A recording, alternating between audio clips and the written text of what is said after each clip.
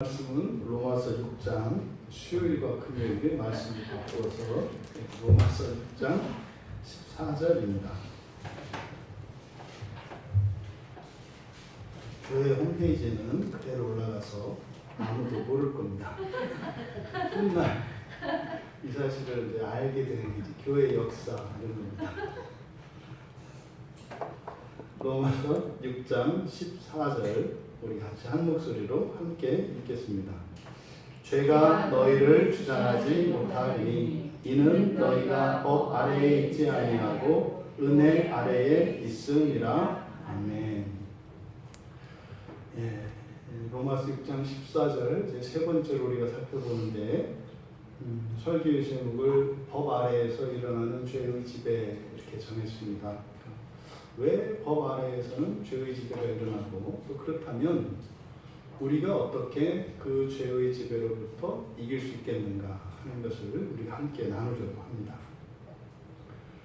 법의 지배 아래 있다면 죄의 지배에 들어가게 되는 이유, 그것은 앞에서 5장 20절에서 이야기한 것처럼 율법이 들어오면 범죄가 더해지기 때문이다 이렇게 이야기합니다. 이 말씀에서 우리가 왜 법의 지배 아래 있으면 죄의 지배에 있게 되는지를 우리가 깨닫게 됩니다. 율법은 마치 집을 떠난 그 여행자에게 처음 생겨난 길 같은 것이었습니다. 그러니까 길이 없는 동안 여행자는 자기 마음 내키는 대로 가고 싶은 길을 따라 걸을 수 있습니다.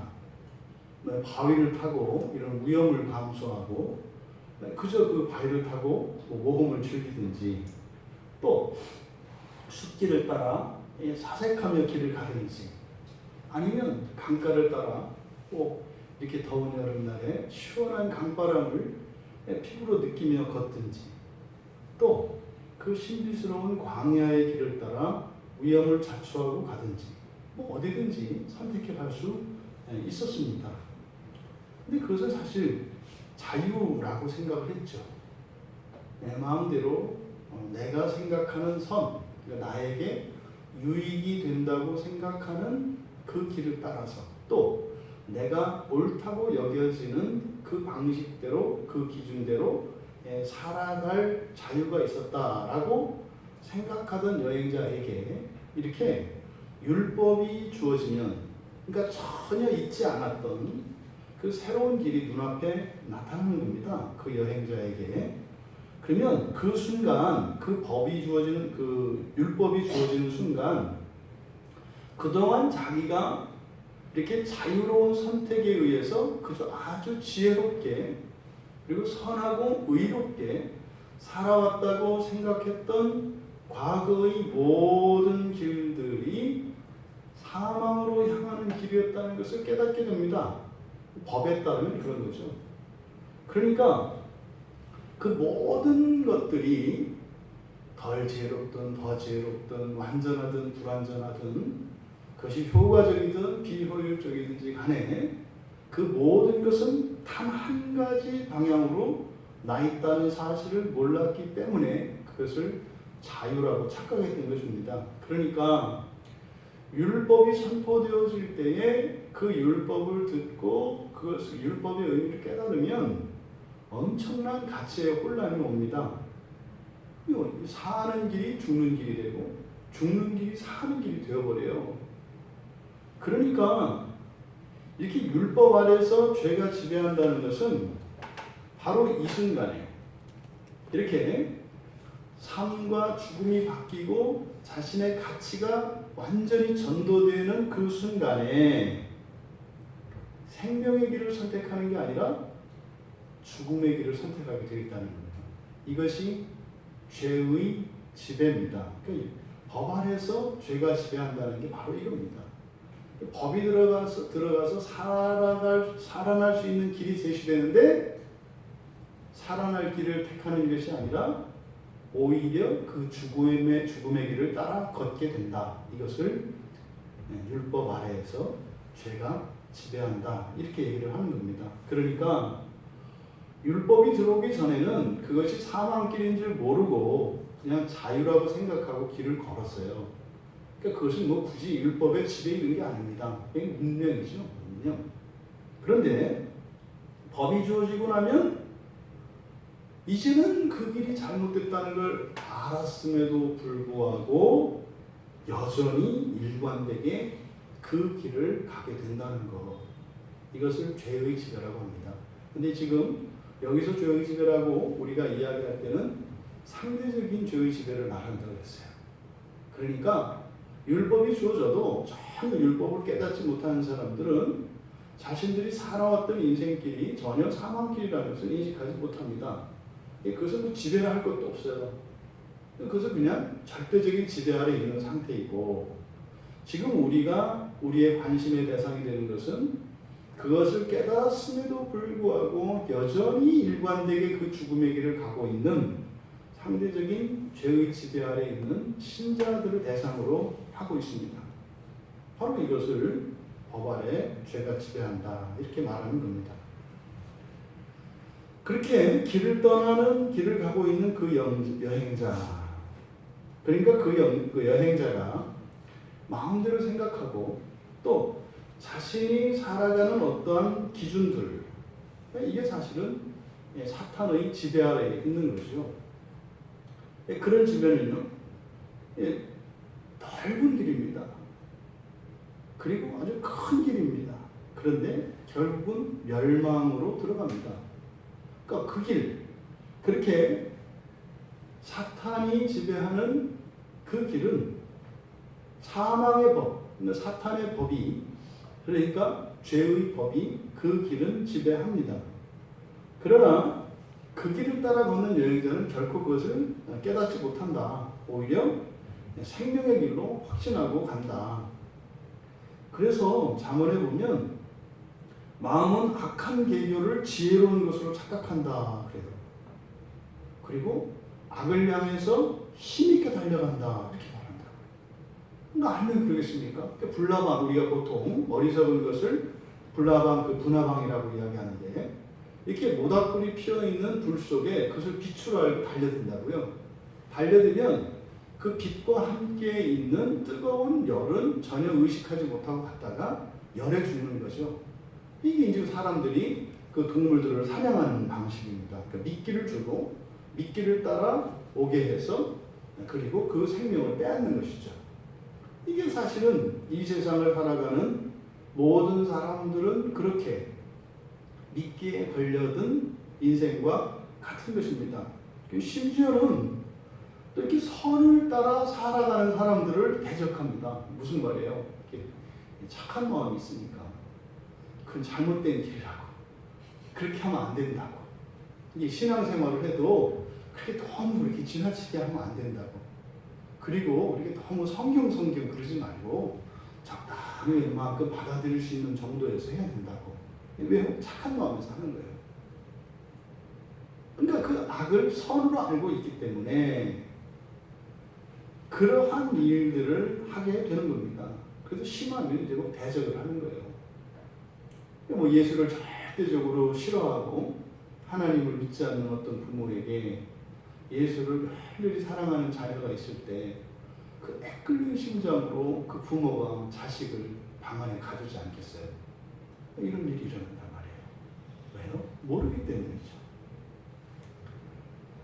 그래서 잠언 14장 12절에서는 어떤 길은 사람 보기에 바르게 보이지만 필경은 사망의 길이다, 이렇게 이야기를 해요. 사실은 우리가 선악을, 옳고 그름을 정확하게 분별할 수 없습니다. 그래서 이런 지혜의 길, 이런 영철의 길을 떠나면 다 그것은 사망 가운데 있다, 성경이 이렇게 얘기를 한다고요. 여러분, 죄가 지배한다는 것은 제시된 새로운 길 이외에는 무엇을 선택하든지 최종 목적지가 사망이라는 사실을 알고도 벗어나지 못한다는 의미입니다. 또 사망의 길에서 벗어날 수 있도록 제시된 율법의 길로 걸어가지 못하는 무능력을 가리키는 말입니다. 이렇게 멸망의 길로 가는 사람에게 생명의 길이 선포되면 우리가 말로는 그렇잖아요. 한쪽은 멸망의 길이에요. 한쪽은 생명의 길이에요. 그럼 멸망의 길을 따라 걷던 사람에게 생명의 길이 제시되면 누구라도 다 생명의 길로 들어서야 되잖아요. 이게 상식 아니겠습니까? 그런데 돌아오지 못해요. 이게 이제 우리의 일상에서 일어나는 일입니다. 이것은 구약이나 신약이나 아담이 타락한 이후에 에덴 동산을 떠나서 이제 우리의 힘으로 살기로 작정하고 마귀의 권세 아래 들어서는 순간은 우리의 운명이었습니다. 그래서요, 바울 사도가 디모데에게 그러잖아요. 그리스도 예수 안에서 경건하게 살고자 하면 이게 뭐예요? 생명길로 가는 거예요. 생명길로 가려고 하면 돌아오는 것은 박해다.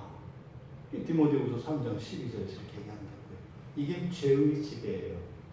그러니까요, 이 세상을 살아가는 동안은 죄의 지배 아래 사는 게 편안해요. 평화가 깨지지 않고 오히려 평화롭고 오히려 안전하고 행복한 길처럼 보인다고요. 이것이 죄의 지배입니다. 말이 죄의 지배, 그러니까 이게 뭐 엄청나게 뭐 힘들고 엄청나게 뭐 양심의 가책을 받고 이럴 것 같지만 절대로 그렇지 않습니다. 이런 일들이 어제 오늘 일이 아니고요. 그러함에도 불구하고 언제나 이 믿음 안에서 그 생명길로 가는 이들이 구약에도 신약에도 여전히 있습니다. 여전히 있습니다. 오늘 그 레바논에서 시리아 난민 사역하시는 선교사님을 2년 만에 좀 만났어요. 그래서 이제 이야기를 들었습니다. 말로 할 수 없는 이상한 일들이 일어난다는 거예요. 지금까지 이 이슬람 무슬림들을 상대로 복음 전도 사명을 받고 나섰던 이슬람권 선교사들이 듣도 보도 상상도 못했던 일들이 지금 막 일어난다는 거예요. 이런 그 시리아 난민으로 인해서 또 이 무슬림권에서 일어나는 정치적인 불안정과 또 이런 폭력 사태들로 인해서 이슬람권 전체에 이런 이동이 이제 막 생깁니다. 근데 이 사람들이 현실적으로는 난민이 되어서 굉장히 처절한 그리고 가난하고 어려운 생활을 지금 하고 있습니다. 근데 놀라운 것은 거기에서 복음의 열매들이 이제 복음이 막 증거가 되어지고 복음의 열매들이 막 나타났다는 거예요. 그러니까 지난 수요일에도 터키에서 오셨던 선교사님이 그랬잖아요. 한 10년은 이렇게 잘 신앙생활 잘 해야 그래야 조금 이 사람이 믿는 사람인지 안 믿는 사람인지 알 수 있다고 하더라고요. 터키에서도. 근데 현지 선교사님 얘기해요. 근데 이제 그 시리아 난민촌에서 레바논에 있는 시리아 난민촌에서 일어나는 이야기 들으면 똑같은 이야기예요. 그러니까 이런 일이 정말 일어날 수 있나? 그 사람들이 굉장히 이 무슬림들은 어려서부터 철저하게 이 신앙에 세뇌되어 있다고요. 근데 거기서 이제 복음을 듣고 일어나는 회심 이런 일들이 막 일어나는 거예요. 그러니까 막 이 뭐예요? 이 승리적 전망이 이 선교사님이 꽉 차 있어요. 그냥 뭐 이제 막 복음의 능력 이게 그냥 꽉 차 있어요. 이렇게 얘기를 하시더라고요. 우리가 그런 상황이면 보십시오. 근데 말을 이 거꾸로 얘기한 거거든요. 2절에 이들이 먼저 박해 상황이 왔죠. 굉장히 어려운 상황이 왔잖아요.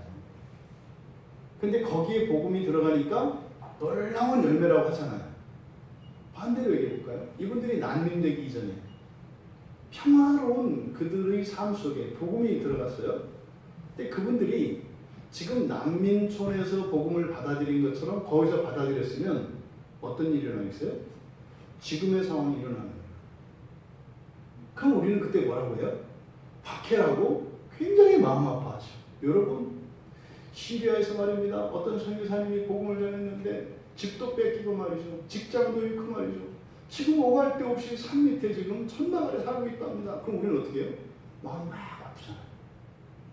근데 이게 순서가 바뀌어서 집 잃고 건강 잃고 가족 다 잃고 남인천에 왔는데 이들이 복음을 받아들이고 살아나고 있습니다. 그러니까 우리 마음이 어떻게 반대로 들뜨죠. 순서가 바뀌었는데 이렇다고요. 한쪽은 은혜의 열매라고 하고 한쪽은 박해의 상황에서 가슴 아프다고 한다고요. 사실은 이렇게 그리스도의 복음을 받아들이는 여기까지 이 열매가 맺히기까지 있었던 일은 순서만 바뀌었을 뿐이지 똑같은 상황이에요. 이것이 죄가 지배하는 이 세상의 정체입니다.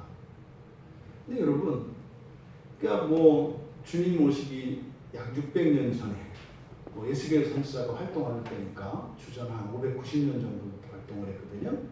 그러니까 지금 2010년, 2000년이라고 쳐도 한 2600년 정도 되는 거죠. 그러니까 2600년 전에도 이런 죄의 지배의 증거와 또 그 가운데에서도 생명의 길로 들어선 아주 대표적인 성경의 인물이 있어요. 그런 사람이 있어요. 그런 사람이 있대요. 그 사람 이름이 이때예요. 이때라고 하는 사람이 있대요. 그게 누구냐면 그 골리앗, 다윗이 이렇게 성경에 이제 위대한 믿음의 조상으로 딱 등장하던 그 최초의 사건이 골리앗을 넘어뜨리던 사건이잖아요. 바로 그 골리앗의 고향 사람이에요. 이때라고 하는 사람이. 근데 그와 함께 약 600명의 충성스러운 다윗의 군대가 됐거든요. 근데 이 다윗이 아들 압살롬이 반역을 일으켜가지고 쫓기는 신세가 됐다고요. 그러면 다윗을 따르던 사람들도 겁먹고 압살롬 쪽으로 넘어갔단 말이에요. 그런데 놀랍게 이때가 그 자기 동포들을 데리고 다윗과 함께 끝까지 동행을 합니다. 놀라운 일이죠. 그러니까 다윗이 그래요. 이제 가라. 옛날에야 내가 힘있고 이래서 그랬지만 이제는 그럴 필요 없지 않냐. 돌아가라. 이렇게 얘기를 한다고요. 그런데요. 그랬을 때 이때가 안 돌아가요. 그리고 그냥 따라가요. 그게 놀라운 고백을 하거든요. 그러니까 이미 구약에서도 그 생명길을 따라서 가는 이런 일들이 있어요. 근데 에스겔 선지자가 이스라엘이 멸망하기 전에 뭐라고 얘기했냐면 돌이켜라. 그러니까 바로 멸망하기 직전이에요. 586년에 이제 유다가 이제 멸망을 하니까 그 멸망하기 직전에 여호와 하나님께서 에스겔 선지자들을 통해서 이스라엘 하여금 돌이키라고 이야기를 해요. 이게 무슨 말이에요? 사방길에서 생명길로 가라는 거예요. 돌이켜라, 돌아와라 이렇게 말씀을 합니다. 그래서 이스라엘 족속들아 돌이켜라. 너희 악한 길에서 떠나 어찌 죽고자 하느냐 이렇게 얘기를 해요. 그런데요 안 떠나요. 안 떠나는지 어떻게 할까요? 망했어요. 나라가 망했다고요. 근데 반대로 그 다윗 시대에 훨씬 이전이죠. 그 다윗 시대에 다윗을 통해서 블레셋의 그 대표적인 족속이었던 그 가드 족속에 있던 이때는 어떻게 해요? 오히려 그들의 입장에서는 나라를 뺏겼잖아요. 전쟁에서 져서 블레셋 입장에서는. 그런데 다윗을 만나고 난 뒤에 처음에는 종이 됐죠. 근데 나중에는 다윗이 돌려보냈다고요. 가라고. 그런데 안 가요.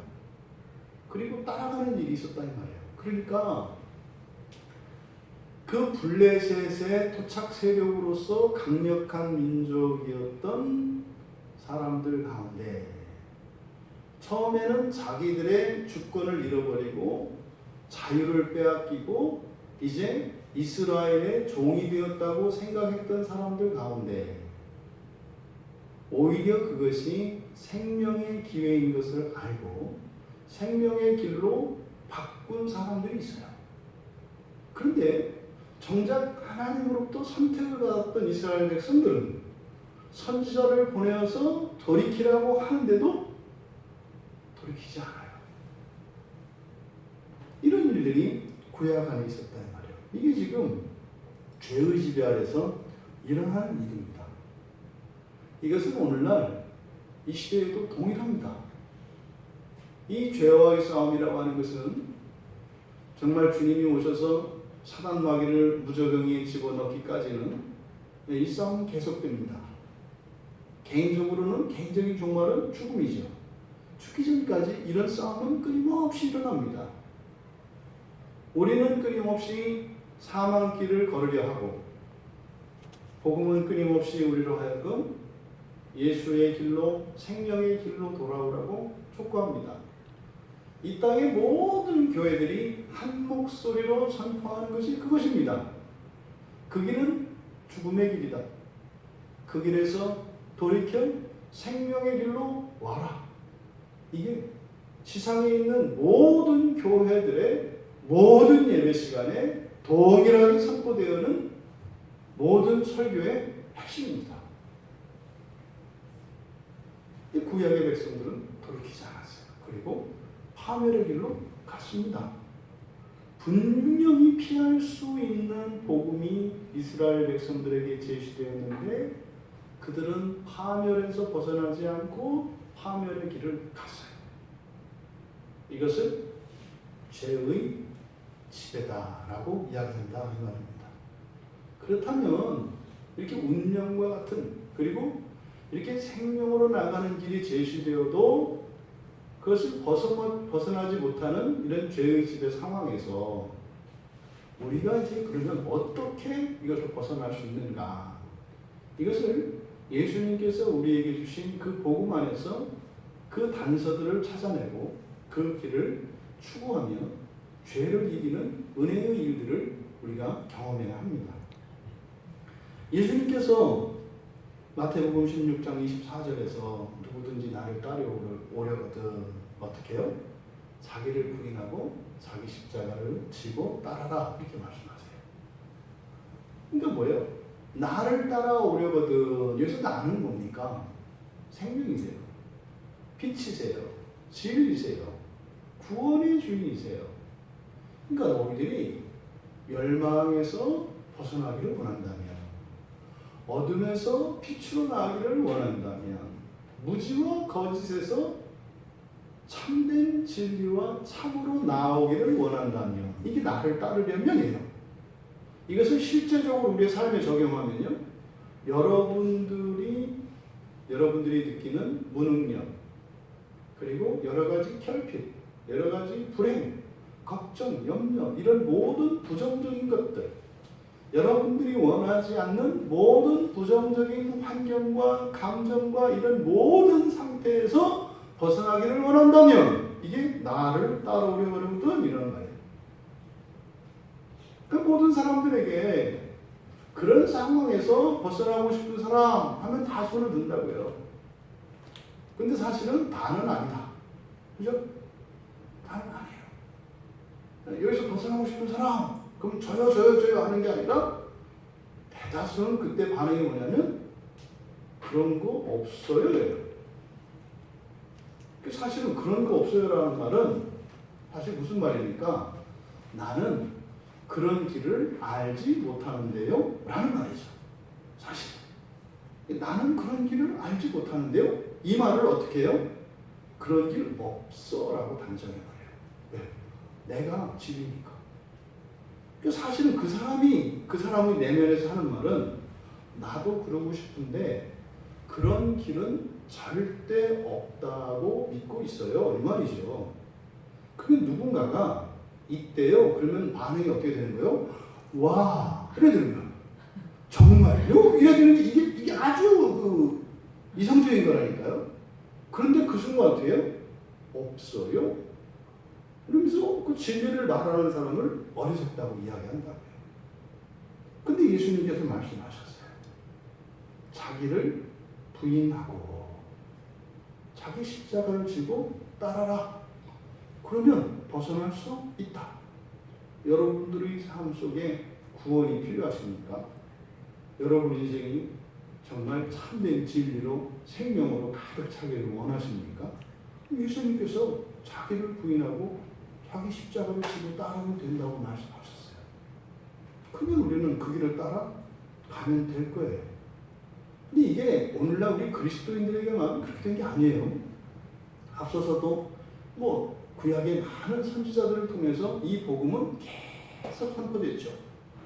이스라엘 백성들에게 율법이 선포되었을 때 일어난 죄의 지배 뭐예요? 그렇게 율법을 통해서 하나님이 구원하시려고 하는 하나님의 선한 의도를 드러내 보이셨음에도 불구하고 그 길을 따라 걷지 않았다고요. 이것을 뭐라고 한다? 죄의 지배라고 한다. 이것이 오늘날도 동일하게 일어납니다.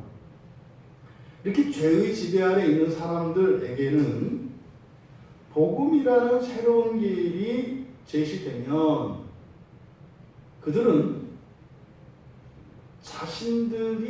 자신들의 그 선택의 자유가 위협을 받는다고 생각하게 되어 있습니다. 그래서 자신의 의지대로 판단하고 선택하며 자유롭게 살아왔다고 생각하고 있는 거죠. 그랬던 사람들에게 복음은 뭐라고 이야기하냐면 그것이 너희들의 자유가 아니라 사실상 그거는 노예로 사는 것이었다라는 이런 충격적인 사실을 선포한다고요. 그러니까 오직 복음이 제시하는 그 길에서만 자유가 허용이 되고 그 길을 벗어나면 그 길은 뭐겠습니까? 율법이죠. 구약의 백성들에게. 그러니까 율법을 벗어나는 순간 오히려 자유를 박탈당하고 죄의 지배 아래 들어간다라는 이 율법의 선언에 그들은 동의할 수가 없는 거예요. 왜요? 지금까지 자유롭게 살아왔고 지금도 자유로웠는데 갑자기 율법이 나의 자유를 제한한다라고 생각하기 때문입니다. 그러니까 항상 복음이 선포되어지면 구약의 백성들에게 율법은 복음입니다. 그들은 율법의 형식으로 복음이 선포되는 거예요. 그러면 이 율법은 지금까지 그들이 가지고 있었던 옛 습관들 그리고 이런 선과 악에 대한 기준 그리고 옳고 그름에 대한 이런 기준 등 가치관 전체에 대한 천지개벽과 같은 사건이 일어나게 돼요.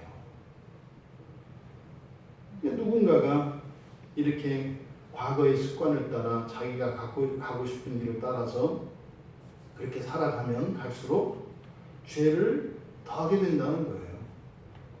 이것이 율법이 들어온 것은 범죄를 더하게 하려는 것이다 라는 바울의 이런 신구약의 모든 역사적 사실들과 현실에 일어나는 일들에 대한 이런 배경을 염두에 두고 내린 결론이라고요. 그러니까 예수님의 말씀에서 우리는 이렇게 죄의 지배에서 벗어날 수 있는 구체적인 지침을 우리가 얻을 수 있는데 그것은 뭐예요? 자기 부인이라고요. 여기서 자기를 부인한다 할 때 이 자기는 뭐겠습니까? 이것은 우리의 삶의 습관들이고 생각의 습관, 그러니까 고정관념들입니다. 이것이 자기 부인입니다.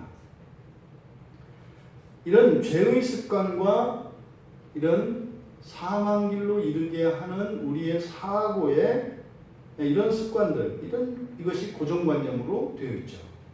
이게 자기화되어 있다고요. 나는 이럴 수밖에 없어.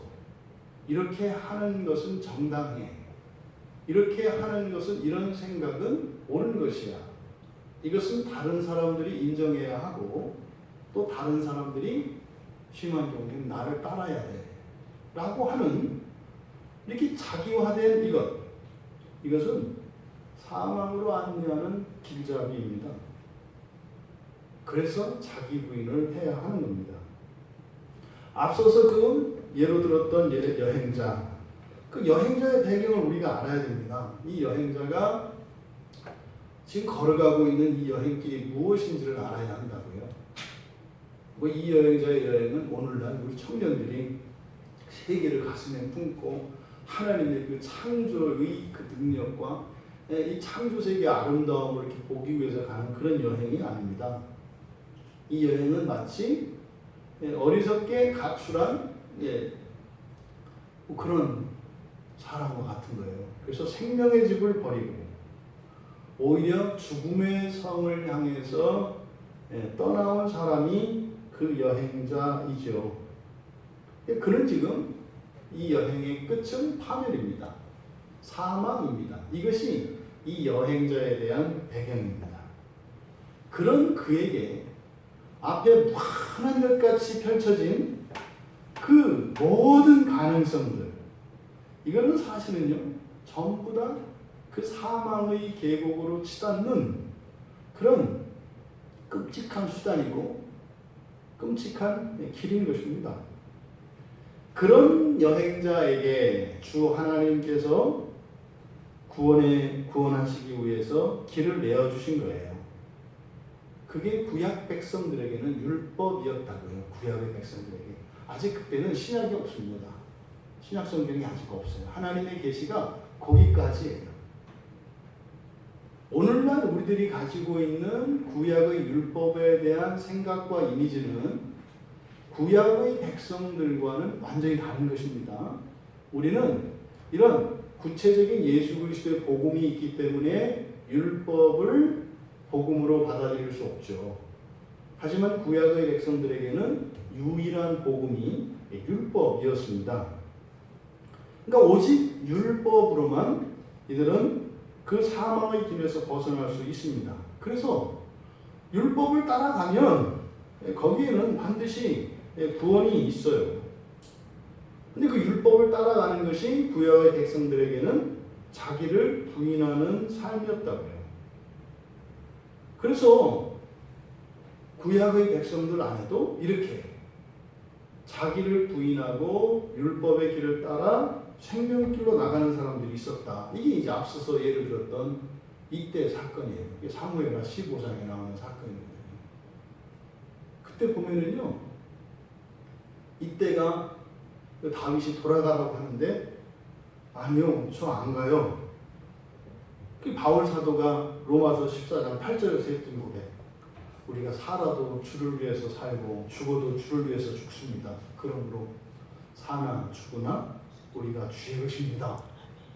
동일한 고백을 이때 한다고요.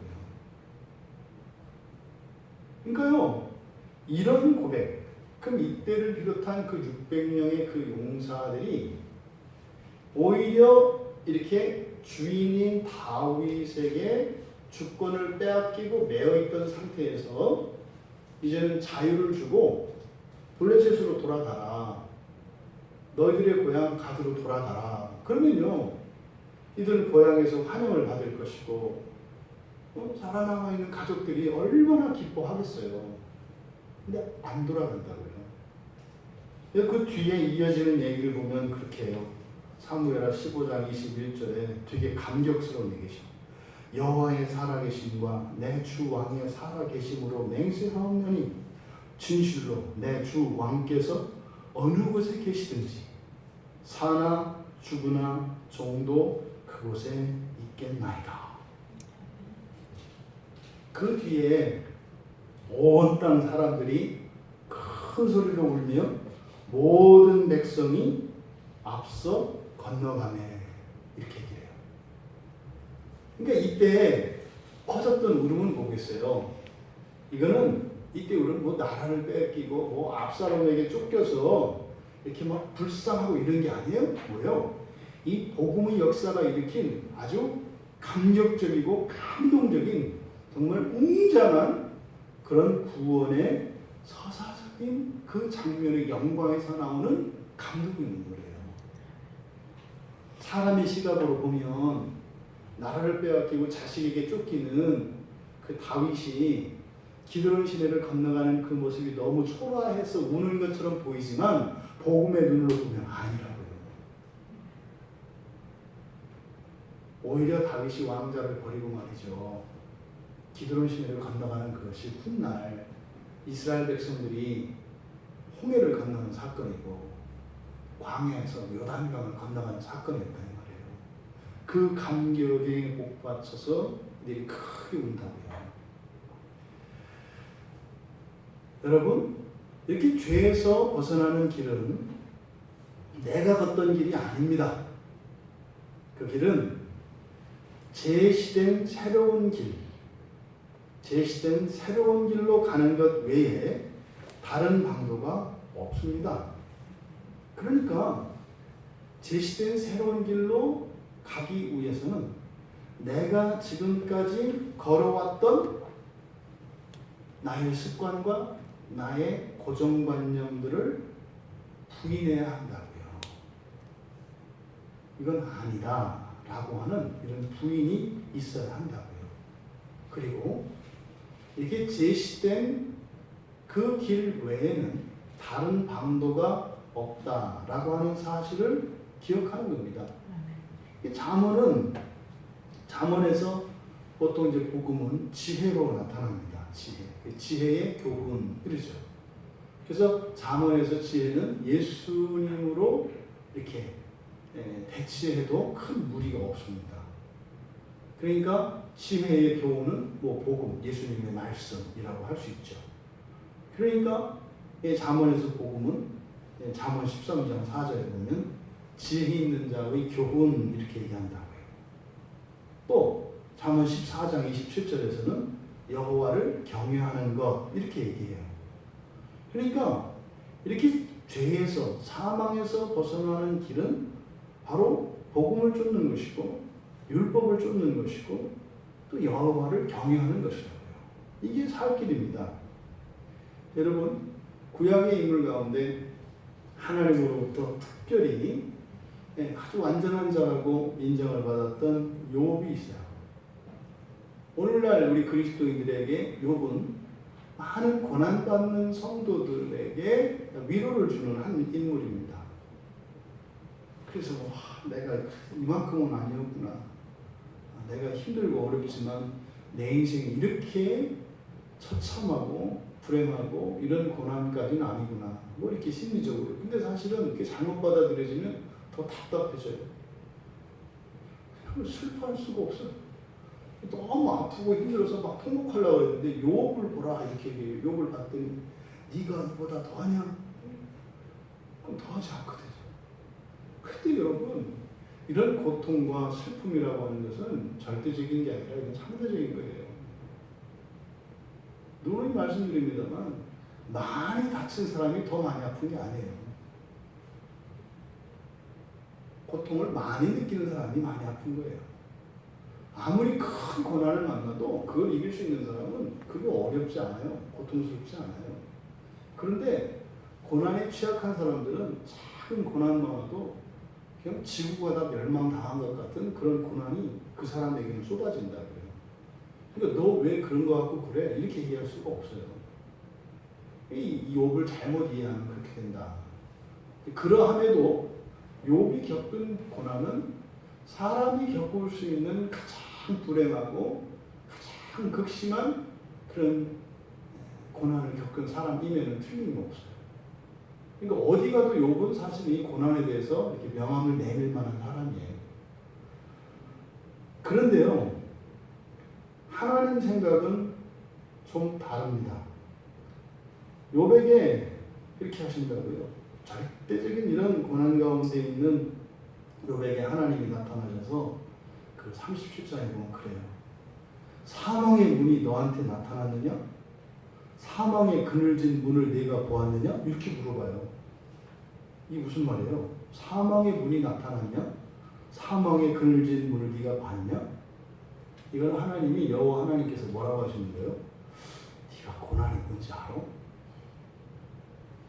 네가 고통이 뭔지 알아? 네가 가슴이 찢어지는 슬픔이 뭔지 알아? 이렇게 물어보는 거예요. 과연 너 인생에 들이닥친 그런 불행이 나를 떠날 만한 그런 것이야? 그렇게 세상을 향해서 나에게 등 돌리고 돌아설 만한 그런 슬픔이었고 그렇게 큰 아픔이었고 그런 탄식이었어? 이렇게 물으시는 거예요. 이것은 오늘날 그리스도인들에게 이야기합니다. 너희들이 예수 그리스도께 온 마음을 집중할 수 없게 하는 그 모든 이유들, 그것이 정말 그런 거야? 뭐 이렇게 이야기를 하신다. 이것은 마치 종말 이후에 종말이 찾아오기 전에 있게 될 그 심판, 그 심판 이후에 일어나게 될 그 상황을 그 뒤에 어마어마하게 차이가 나는 이런 분리, 이것을 가지고 지금 말씀하시는 거죠.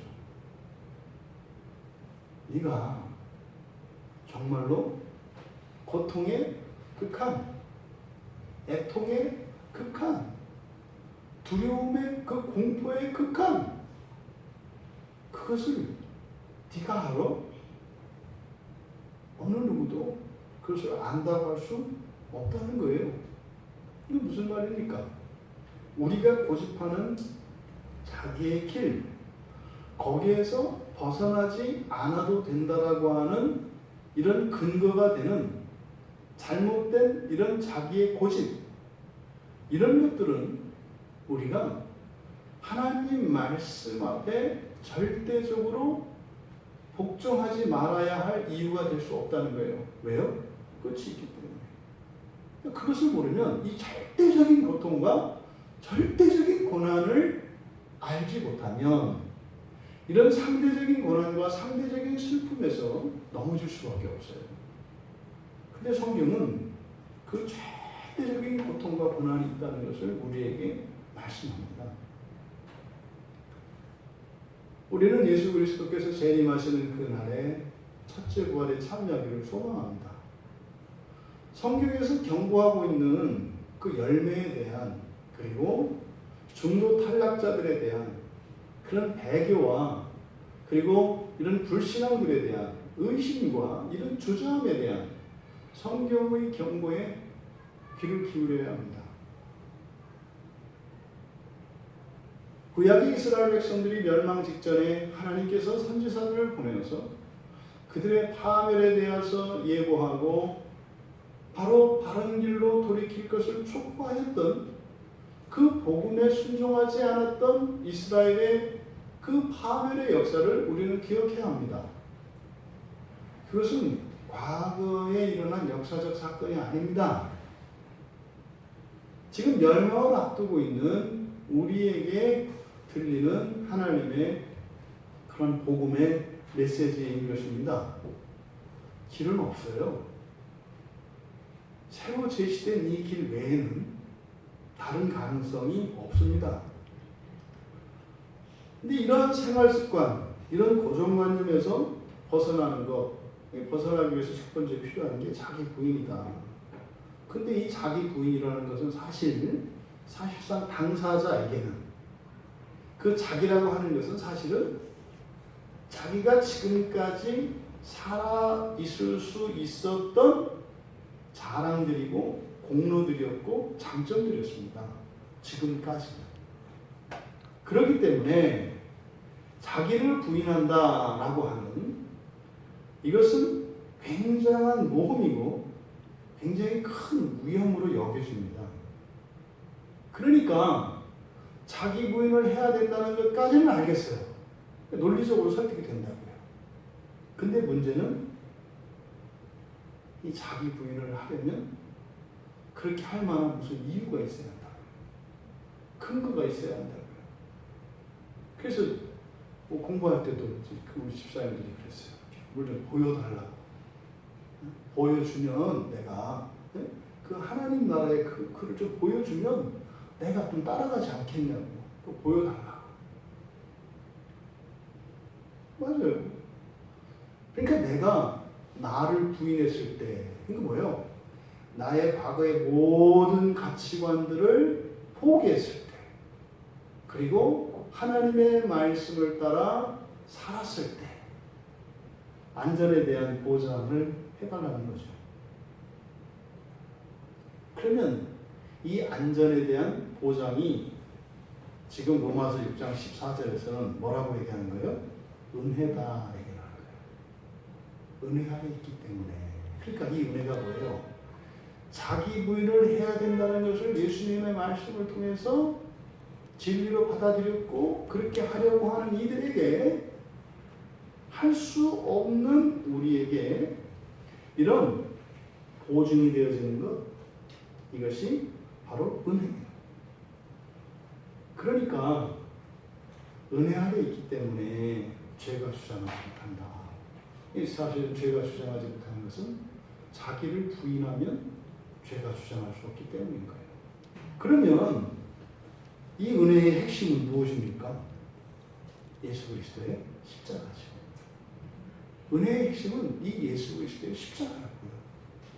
그래서 이 예수 그리스도의 십자가가 자기 부인에 대한 확실한 하나님의 보증이기 때문에 이 십자가의 은혜는 믿음이 약하고 또 마음이 연약하고 이런 무기력한 죄인들이 자기 부인을 가능하게 한다고요. 자기 부인을 할 수 있는 이 보증이 되는 십자가의 은혜 아래 있지 않고서는 자기 부인을 할 수가 없는 거예요. 그래서 우리의 신앙의 선배들은요, 늘 십자가를 묵상을 하는 거예요. 그리고 자기 부인해라. 그래서 십자가와 자기 부인을 연결시킨다고요. 이 십자가는 바로 자기 부인에 대한 보증이기 때문에 그렇습니다. 십자가의 은혜는요, 여러분, 죽음에서 구원하시는 하나님의 능력입니다. 죽음에서 구원하시는 하나님의 능력, 이것이 십자가 은혜라고요. 고린도후서 13장 4절에 보면 예수님께서 십자가에 죽으셨잖아요. 근데 지금 살아계시죠. 죽으셨는데 살아계시잖아요. 그때 당시의 사람들은 예수님이 부활한 것도 봤고 승천하시는 것도 봤어요. 그리고 지금 살아계셔요. 우리도 알아요. 예수님이 살아계시다는 것을. 그러니까 이 십자가라고 하는 것은 우리가 어차피 죽어요. 십자가에서 죽든 십자가 바깥에서 죽든 반드시 죽게 되어 있는 거 다 알아요. 그는 부처도 알고, 예? 무함마드도 알고, 뭐 다 알아요. 다 알아. 모두 다 죽는 거 다 알아요. 그런데 바로 이 십자가에서 예수님과 함께 죽으면 죽어도 살아요. 그러니까 이게 십자가에서 죽으라는 게 뭐 엄청난 희생을 얘기하는 게 아니라 뭐예요? 죽을 자리를 잘 찾아라는 말이에요. 그러니까 예수 믿는 사람들이 십자가에서 죽는 게 아니라 다 죽어요. 근데 뭐해라? 명당을 찾아와. 명당이 어디다? 십자가다 이 말이에요. 그러니까 우리가 성경에서 그리스도와 함께 죽는다 이런 것은 뭐 비장하고 장렬한 게 아니에요. 아니 여러분, 저 살아있는 사람도 그 말도 안 되는 묘자리 하나 쓰려고도 어마어마한 돈을 쓰는데 영원히 살고 죽지 않는 그 우리의 명당자리를 발견했는데 뭘 아끼겠어요? 죽어도 사는 자리가 십자가인데 왜 그래요? 십자가는 죽음에서 구원하시는 하나님의 능력이기 때문에 그렇다. 이런 경건의 훈련들과 우리의 신앙의 모든 실천들, 이것들은 다 그림자예요. 실제로 우리를 그 죽음에서 구원하게 하시는 것은 십자가의 능력이라고요. 그래서 바울 사도가 이 세례 문제 가지고 막 논쟁이 일어났을 때 고린도후서 1장 10절에 보면 그렇게 얘기를 한다고요. 구원이라고 하는 것은 바로 십자가에서 일어난다. 그래서 복음을 전하는데 또 뭐 말의 지혜로 하지 않고 그리스도의 십자가가 헛되지 않게 하려 한다. 이렇게 애매하게 이야기를 하는데 세례에 대한 논쟁에서 이 말씀을 해요. 그러니까 우리가요, 성경을 보고 예수를 믿고 교회 나와서 예배를 드리고 하나님 말씀대로 살고 이런 실천들이 있잖아요. 그것 자체가 우리를 구원하는 게 아니에요. 우리를 죽음에서 구원하는 것은 뭐라고요? 십자가라고요. 십자가가 죽음에서 우리를 구원하는 하나님의 능력이라고요. 그래서 그 십자가에 죽으신 예수 그리스도와 함께 나를 못 받고 내가 거기서 죽기로 결단하면 죽어도 산다. 이것을 바울 사도가 깨달았습니다. 예수님 시대 당시에 그리고 초대교회 당시에 그렇게 사도들을 종교 지도자들이 박해합니다. 심지어는 예수님을 십자가에 못 박죠. 그런 일이 왜 일어납니까?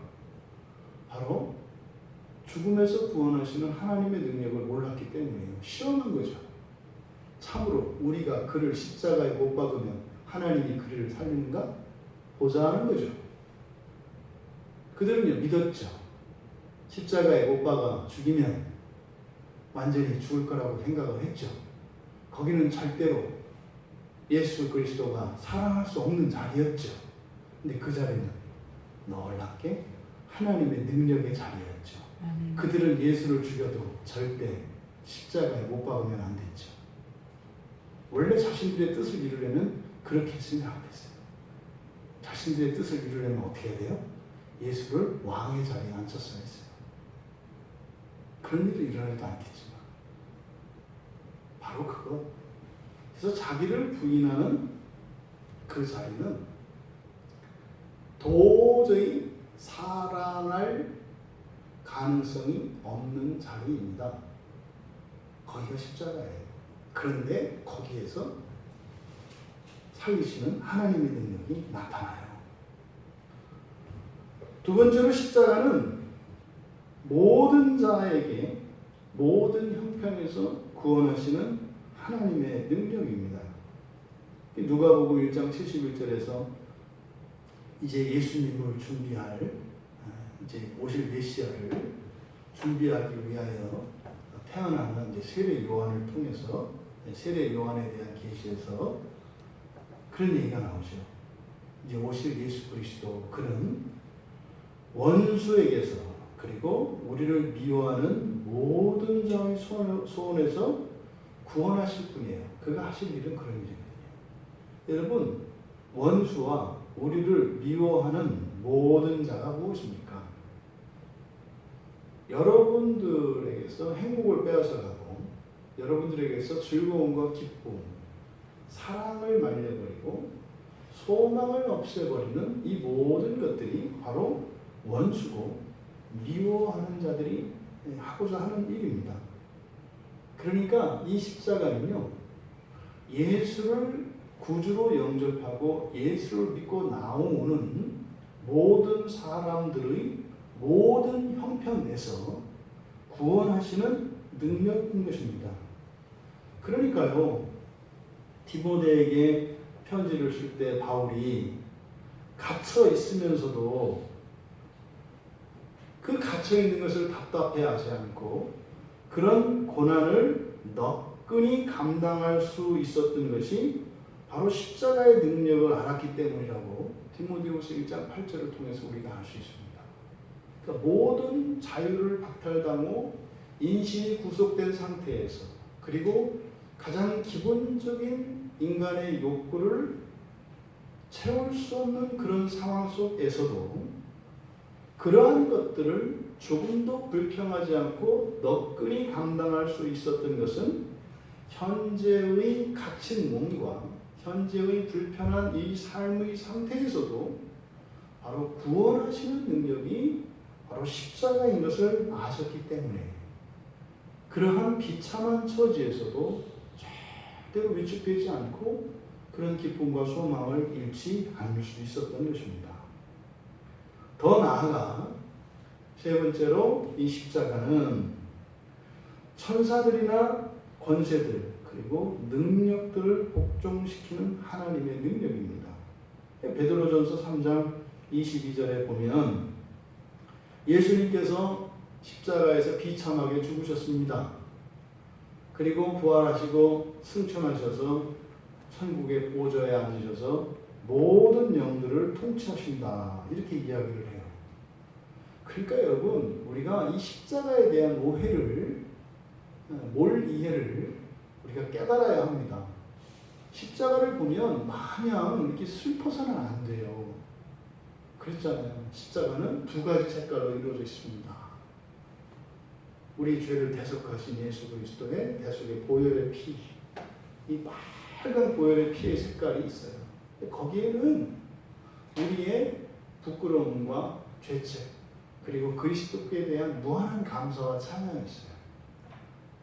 그냥 희생자로 죽으신 예수 이렇게 가시면 안 돼요. 나 같은 죄인을 살리신, 여기서 끝나면 안 된다. 그리고요, 사망을 이기신, 그래서 이 황금색, 이 불멸을 상징하는 이 황금의 색, 이것이 십자가에 대한 우리의 바른 이해입니다. 거기서 부활하시고 승천하셔서 오히려 하나님이 창조하셨을 때 하나님이 그토록 소중히 여기셨던 사람을 유혹해서 불순종하게 하고 인류의 역사의 모든 비참과 불행을 초래했던 사단 마귀, 이 영적 존재들, 그들을 완전히 통치하시게 되는 사건이 십자가에서 일어났다고요. 십자가를 통해서 그리스도께서 하늘 보좌에 오르시고 거기에서 모든 하늘의 권세들을 통치하십니다. 여러분, 바로 우리는 이 십자가에서 그 나타난 하나님의 능력을 믿음의 눈으로 볼 수 있습니다. 그 증거가 부활과 승천이죠. 이것은 어느 누구도 부인할 수 없습니다. 여러분, 우리가 자기 부인할 수 있는 그 보장을 십자가에서 다 얻으실 수 있게 되기를 바랍니다. 아멘. 그러니까 틈만 나면 바울 사도가 십자가밖에는 자랑할 게 없다 이렇게 얘기한다. 그리고 나도 십자가에서 그리스도와 함께 죽었다 이렇게 얘기한다. 이것을 달리 말하면 무엇입니까? 자기 부인에 대한 얘기다. 십자가를 자랑한다. 내가 그리스도와 함께 십자가에 못 박혔다. 이것은 자기 부인. 오직 제시되어진 그 복음만이 이 죄의 권세에서 벗어나 죄를 이기는, 이 죄와의 싸움에서 이길 수 있는 길이라는 것을 말씀하신 내용이었습니다. 여러분, 우리가 오늘 왜 법 아래에 있으면 죄의 지배 아래에 있게 되는지, 그리고 죄의 지배는 어떠한 형태로 우리들의 삶 속에 오는지, 그것은 바로 우리들의 생활 습관 그리고 고정관념이 있습니다. 근데 그것은 교묘하게 살아갈 길로, 살아가는 길로, 그리고 우리의 지혜로운 길로 우리 안에 자리 잡고 있습니다. 그 모든 것을 부인해야 합니다. 그 부인할 수 있는, 부인해도 되는 그런 보증이 바로 십자가인 것입니다. 만약 예수께서 참으로 십자가에 죽으셨다, 그리고 예수께서 참으로 무덤에서 부활하셨다면, 참으로 예수 그리스도께서 승천하시고 지금도 하늘 보좌 우편에서 이 세상을 다스리고 계시다면 부인해도 됩니다. 여러분, 이 자기 부인을 통하여 이렇게 죄를 이기며 은혜의 지배 아래 그렇게 성큼성큼 하나님의 온전한 자녀로 변화되어지는 그 하나님의 은혜로운 구원의 일들의 성취를 맛보고 누리시는 우리 모두가 되시기를 주님의 이름으로 축원합니다. 아멘. 말씀을 생각하며 잠시 기도하겠습니다. 하나님, 날마다 우리의 모든 것을 부인하기를 원합니다. 오늘 우리가 자기를 부인하고 하나님의 말씀을 따라 이렇게 은혜를 누리며 살고 됩니다. 하지만 오늘 은혜 아래 있는 그것이 내일이 되면 또 부인해야 되는 내 것인 것을 기억해야 합니다. 어느 한 부분을 이렇게 우리가 변화시켜서 훗날 조립하는 것이 아니라 항상 전인적으로 총체적으로 자기 부인이 실현되는 겁니다. 우리 안에 어떠한 영역들, 어떤 생활 습관, 어떤 고정관념이 부인이 되어졌을 때 우리 전인적으로 총체적으로 부인되어야 합니다. 그가 하나만 부인되는 것이 아니에요. 날마다 우리의 전체가 부인되어야 합니다. 하나님, 사는 날 동안 총체적으로 자기를 부인하며 그렇게 그리스도로 더욱 온전해지는 그런 삶을 살기 원합니다. 이런 고정관념과 생활 습관에서 기꺼이 십자가를 의지하며 하나님 인도하시는 생명의 길로 살아가는 우리 모두가 될 수 있도록 우리 같이 잠시 기도하겠습니다.